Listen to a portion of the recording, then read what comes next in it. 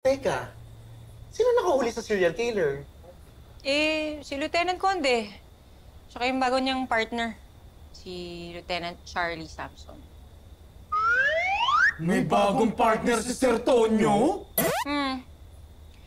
Si Charlie, yung mortal na karibal ko dun sa academy. Academy? Teka, kung sabay kayo pumasok ng academy, bakit siya, Lieutenant, ikaw, sarento lang? Kasi epal siya. Sip-sip, kala mo naman kagandahan. So, hindi siya maganda? Hindi, no? Ay. Gandang-ganda lang siya sa sarili niya. Pangit naman. Ay, Bobby, okay ka, ha? Kung pangit siya, bakit affected ka? Oo nga, parang selos na selos ka. Hindi, no? Bad trip lang ako kasi mahadera siya.